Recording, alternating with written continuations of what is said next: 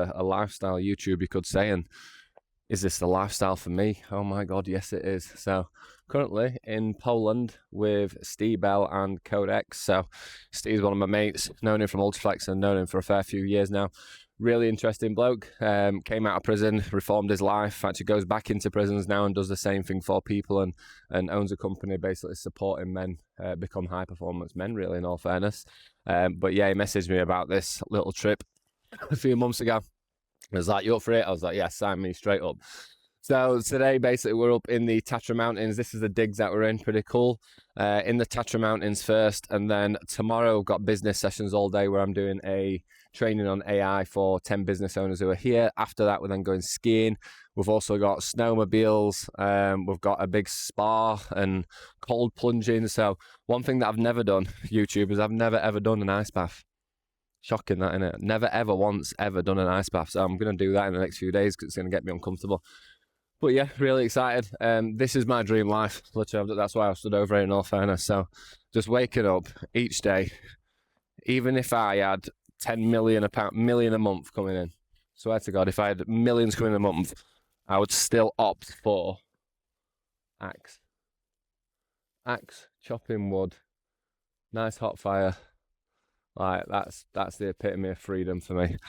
But yeah, I'm actually going to 100% chop some wood later, so we'll get some action shots of that, and that's actually pretty sharp, that axe, in all fairness. So yeah, we're going to be climbing in Tatra Mountains today. I'm not sure what it's gonna be. I think it's a 14 kilometer or 16 kilometer route. Should be about 2,200, 2,400 meters up. So should get a bit touch and go with the weather, especially if it's snowing right now. It's definitely going to be a lot worse up there. And then I'll try and get some clips on the way up and just overall for the entire weekend, really. But yeah, incredible trip that Steve's put together. Like, the digs is unreal. It's got a sauna down there. Got a well, Steve, come here. Come and say hello. This is the man of the hour. We're just talking about what you've put together. Lovely stuff, isn't it? Brilliant, this. Yeah, so we've got sauna in there. No, sorry, hot tub, sauna. What's the other thing that we've got? Oh, we've got games room, pool table. It's basically pulled out all the stops as well. And then we're going to drag everyone up the mountain. So looking forward to it. See you up there. Right, been going for about an hour. A little bit of a break for the team down at the bottom. And then we're up that. Pretty steady so far, in all fairness. I absolutely love it. I can't even begin to explain how much I just love it. Like, this is just complete and utter, like, headspace freedom. Every single thing about it. Like, when I'm up there in a minute and I'm gassing out my arse and I'm walking uphill, it's like the most relaxed that I can ever feel. Like, it's really hard to explain. But I am training for something big at the moment. So this is not news yet on social media, but obviously if you're on YouTube, you'll know. So I'm doing Aconcagua in January 2027 with Jay Morton. So that is a 7,000 meter mountain. But I'm doing it with a twist. So normally it takes 21 days to walk up and down. I'm going to attempt to do it in 10 days. So I'm basically going to be doing a speed ascent of Aconcagua in a year's time from now, which is no joke. So, like, training, fitness, everything's going to have to go up a level. I'm going to be looking at doing some ice climbing training in the Alps or in Scotland as well at some point in the next few months.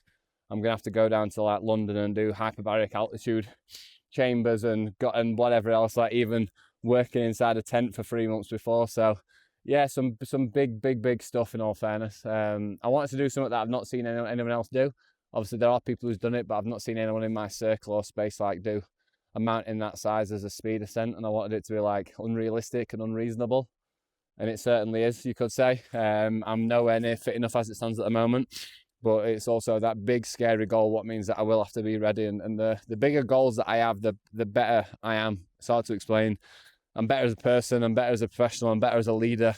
But if I don't have that big scary goal to keep me aligned and accountable, like, I can just fall out with the process quite quickly. So stuff like this is obviously brilliant, really good exposure, getting zone 2, building up, and just even this little stuff like kit lists and trialing new kit. So this is the first time I've got my Arc'teryx nuclei jacket on in this weather, which is pretty solid.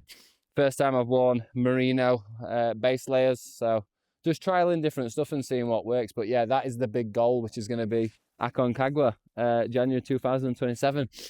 So 7,000 meter mountain. So for people who don't really know what that means, that is just under the death zone. So when you get to like 7,500 to 8,000, which is like your Manaslu and other ones, that's where it's like scary. So like that 7,000 is intense. I've done Kilimanjaro, which was 5,600, and that was tough. So to go up another 1,500 meter from that point, it certainly will be a challenge, especially doing it as a speed ascent in 10 days rather than 21. So it's going to be intense to say the least. But then, yeah, the long-term goal is still to be in a position where maybe 5-6 years from now, I feel like I've got the confidence and the ability and experience to do something like Everest. So we'll do another update. Well, I'll try and do one. I'm not sure what my sound will like when I'm up there. It might be very windy and very cold, but so far so good, really. Right, we're about halfway up, I think. Still a fair bit to go down there. Just come from down here. Just waiting for a few of the lads to get up, but so far so good. We've done about 700-800 meter climb so far. I reckon it's another 600 meter. We'll get to the top. We're getting a bit cold, but pretty steady so far in all fairness. So we're going to get to the top and then we're going to walk all the way across that ridge behind me to somewhere around there and then drop back down and go and get some food. So see how it is at the top. Right, so we are now 1,800 meters up. No idea where we are or where we're going in all fairness. So we're just going to wait for everyone to get to the top point and then walk along this ridge, which would be incredible views. But my pot luck on every video I do, there's never a fucking view. But it's a good climb. So yeah. I'm going to put my hat back on now because my ears are getting really cold, but there is a ridge over there somewhere and I reckon hopefully we might get through some clouds and see some good shit there. There we have it, 2,000 metres, or 2,010 metres exactly. Not entirely sure where we are and I'm not even entirely sure how we get home in all fairness. There's a cross somewhere. Oh, the cross is over there, you can see it. Is that it? Oh yeah, sweet. So we're going straight down there. So you won't be able to see it, but there's a cross on top of a peak over there. So we're going to get to that cross and then get back down. But yeah, feeling very strong, feeling very steady. Tell you what, it's a hell of a lot easier walking up an hill without a 2-year-old and water on your back. So normally I do it like 15 kilo on my back, so I felt really light on my feet today. But yeah, I'm pretty sure this is going to be the highest point. I'll have to see. That looks about the same height as where we are now, but yeah. Brilliant, absolutely loved it. Really challenging on the way up. A couple of lads have turned back, but it's the first time they've done anything like this. So they did well to get down to that last one in all fairness. Having not much experience going uphill like that because it was pretty much vertical up snow. Got micro spikes on, so that's helped a lot. Nuclei Arcteryx jacket is holding through really well. So yeah, pretty steady day. We'll see what we're like when we get over to that cross. Off that. Got to the cross up here. There was no chance I could get my phone out, but basically down the side of this mountain, there's just a silver chain.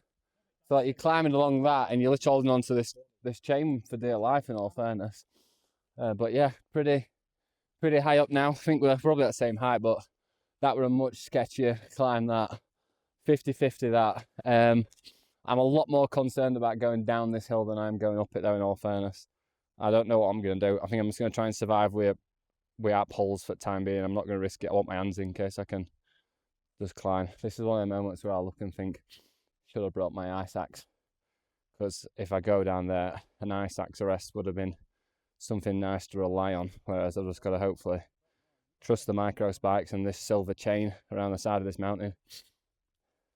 Look at that. I know that I'm speaking, but can you hear that? Nothingness. Just complete and utter silence. There's a bloke over there in distance on that hill, and he's having the same feeling right now.